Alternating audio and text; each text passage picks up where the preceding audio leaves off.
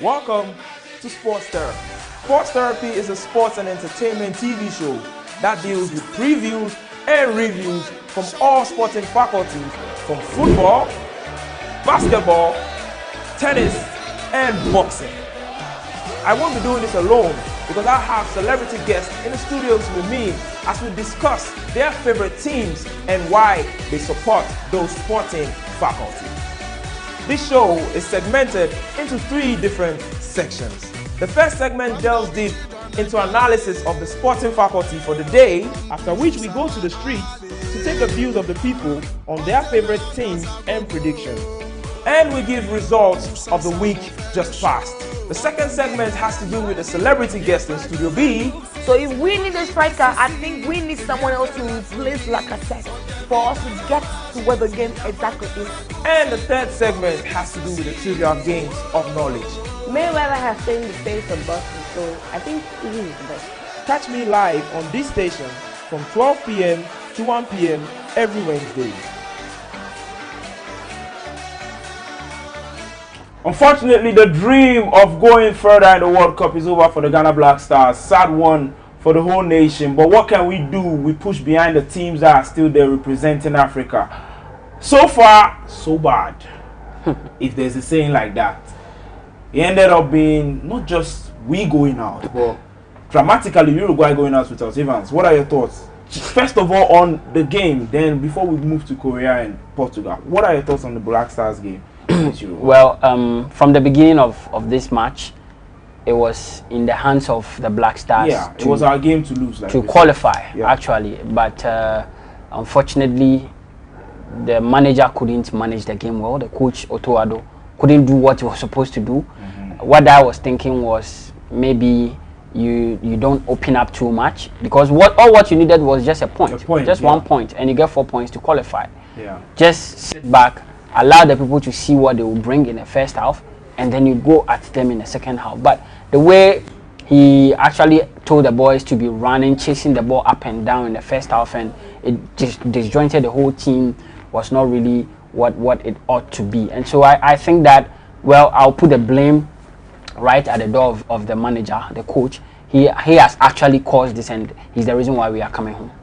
From the looks of my man's face, he's really not just sad but angry.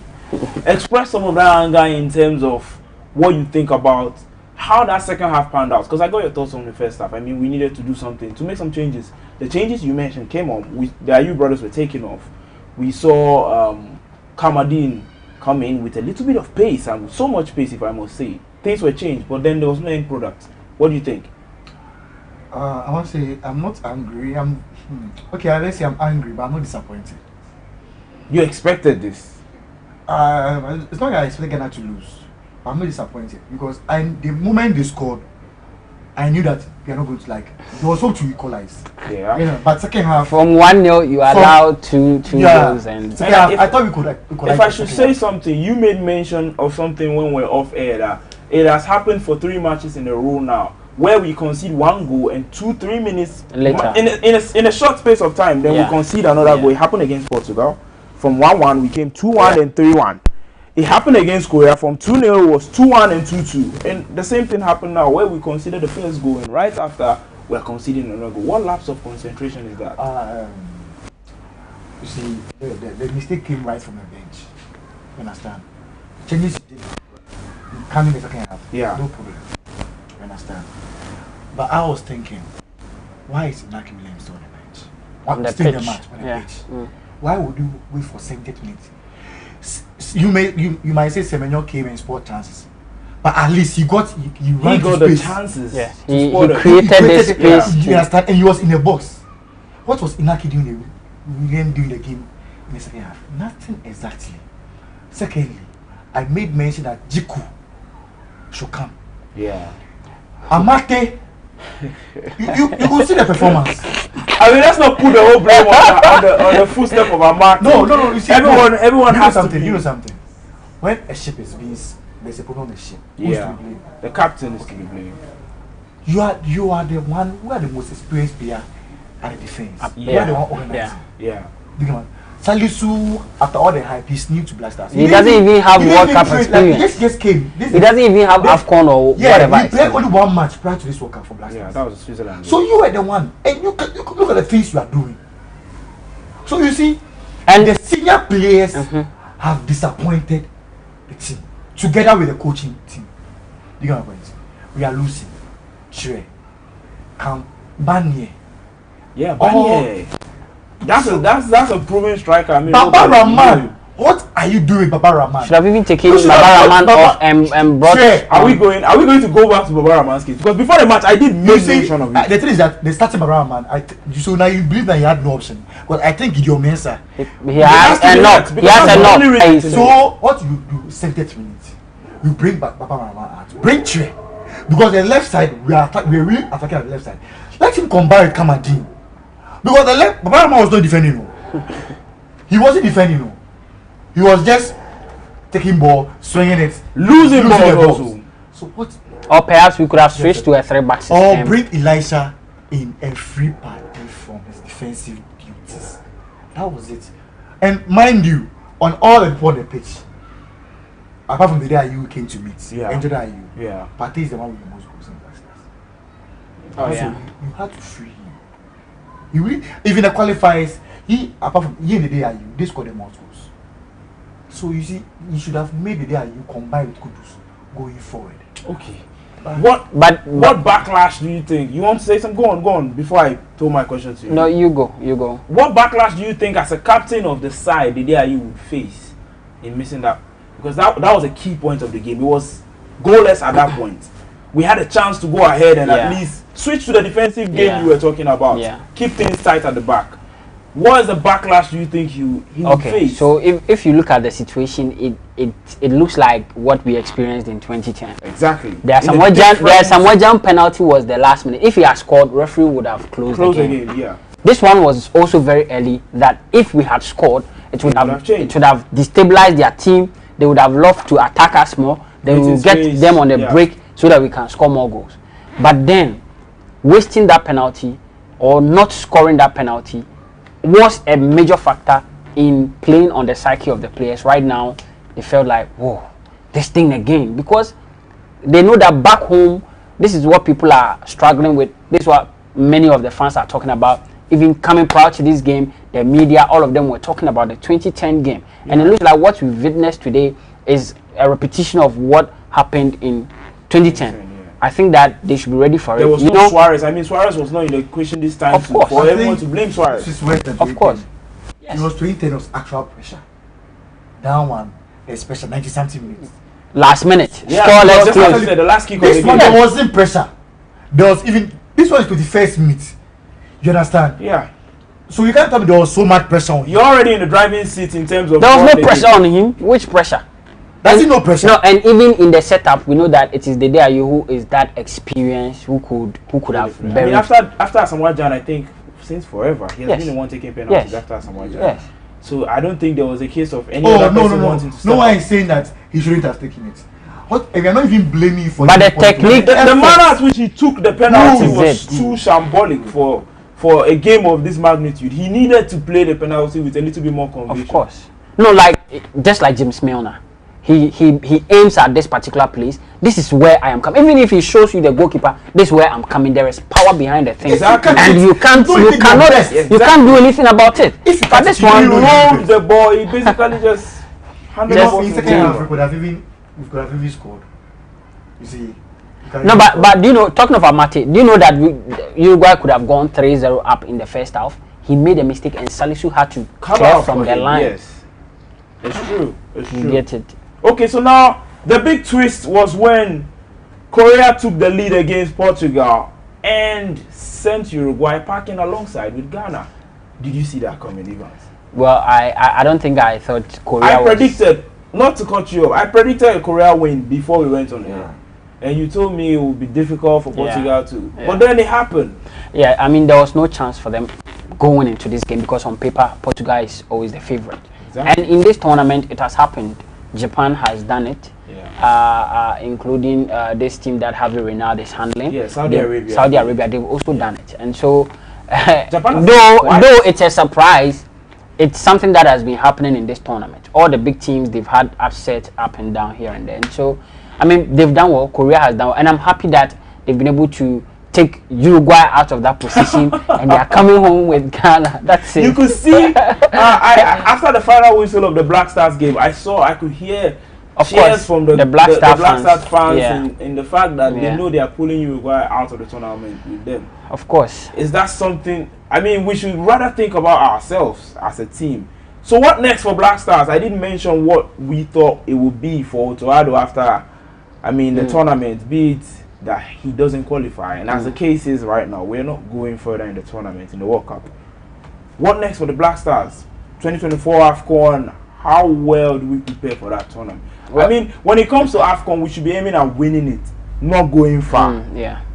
If it's a World Cup, we think about, okay, how far can we go? But AFCON, I mean, we saw Nigeria win it. We've seen Ivory Coast win. We've seen Zambia. Ghana has won it 4 times. So wow. I think that was way back. I mean, we need something now. You see, this is the mistake we keep on doing. We don't focus on the next game. We focus on 2 years, 3 years. Right now, we shouldn't even be thinking about winning AFCON. We have to think about building our football foundation. The under-20s. Those who played under-20s from the day, how many of them are in the current squad? Yeah. The under-24s, the under-12, under-17. These are the things we should be thinking of. Building the foundations. Do we have a facility for the Blasters when they come to train? Do we have a model where we are all following a model from the senior team to the under-12? They should be playing the same kind of football. We have a model running. We have an agency in the Blast that is separated from other clubs, that we use that agency to scout our players, to manage our players, their development. These are the things we need to be doing. And when you get these basics right, then you think of what winning something. But you know what we do? We wait for a moment, we bring in some players, think they are based on some names, try and tell them go and win the tournament. We don't do that. Those things are past. If the World Cup has told us anything, it's about you need to invest before you reap. It's not about names anymore. Yesterday, Japan won with 70% possession, and it was all about organization. Yeah, I agree. So those times when we use names, this party, this, the IU, is past. Organization. Invest. Japan team, the history between that, I was reading something. These players, they've known themselves for more than 8 years. Japan players there. So you see, it wasn't assembled. It's not just also the tournament. It's not for Kobo. You understand? You understand? So we need to go back to the improve our acoustic football, under 17s, coaching system. This changing, the reason why we don't change code, but we don't have any model. But you see, what you are saying, I agree with you. What you are saying is right. Yeah. That's exactly what we have to do. It's a model. But you know the continent where we find ourselves, it is going to be very difficult. When are we going to build from that foundation that you are talking again? Now we have the players. Right now, we've been able to assemble, because the Ghana team that we have relatively is the youngest at the World Cup right now. Right, and that means that we can group these boys, keep them for a while, even till the next World Cup, keep this same group of boys, and make sure that you give them the friendly matches, you train them and do all those things. Go to the AFCON, they will get the exposure there, then we take it to the next World Cup. And that's how we are going to do it. What David is saying, we need to go beyond just watching players who play abroad and then okay, he's doing well in his club, let's call him. No, but those we need a grassroots, a foundation to build on. We'll get players. Add those guys, a few of those guys. No, you see, Inaki wasn't performing. We all saw that. Yeah, we were crying out for the guy, the phobia guy, to come into the game. Yeah, to change something. We need players like that who we know. Okay, should in case the big names should fail, we have people who can deliver. But you know something, we've not actually built our league. We don't have That's what I'm saying, the quality here in Ghana. Now tell me how many clubs in Ghana have a stadium? So we have to go back. They play on bare ground, like just like that. They don't have it right now. Even Kotoko, Sakura, yes, even Kotoko they don't have. Has they don't have. So when are we going to do that? So If we are going to sit down to do that before we build the Black Stars, then it's going to take time. I agree with you. That's what we have to do. Do you know? Let me tell you the story about Ali Osisi, the Senegalese coach. Yeah. You know, the 2014, I think they've been out of tournament like from about 8 years, not really performing, but they were building. So there was no sacking. Exactly what I'm saying. We need to, even if it means sacrificing the next AFCON, we need to build. You see, if you don't have the foundation, Morocco, read. You see, they don't like reading, they don't like doing research. No. Read. Morocco's team. Do you know this? That's the coach that beats Asfolk 6. The club. They're the ones who built. They've built. The government built about 12 facilities for the clubs. What you are saying? Invested in the football, brought in experts. Do you get my point? So we need Morocco. How's the last time they did go in Africa Cup? They don't perform that. No, what he's saying, I agree. But I'm saying that now you are saying Morocco, their government did this, their government did that. I think what he's trying to say is the earlier he starts this process, the better for us. Do you know we are going to host all African games in 2023? Yeah. Which is almost going to go to 2024. Even that stadium that we are building for that tournament, we are not able to do it. No, we have crisis in the country. Good. Where the government is not in the position to do all the things you are saying. I'm saying. Now, so what we have to do is, I'm saying we have the players right now. Yeah. We have the boys. Yeah. Now these are young guys who are good. And if we are going to keep these boys and then make sure that they go through or whatever they have to go through, build that the team around these boys. That is what is going to help us in the next tournament. Well, it's this stuff. The whole attention has drifted to a place I would like us to talk about some other time.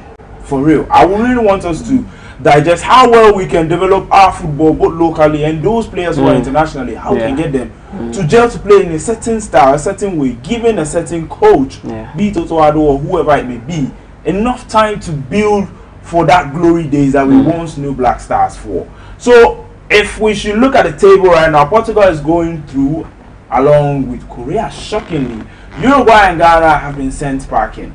Later tonight we get to find out if we lose another African team in Cameroon, who will face Brazil. Would there be an upset like Korea did to Portugal? We'll get to see and know about that very shortly. So that's it from us. I mean, what are your last words? Where do we've already gone to where we go from here, but how do you see this tournament? Who are we backing now? David, let me take your thoughts first. We are backing Senegal and Morocco. Yeah. We have to back them. Try to do well.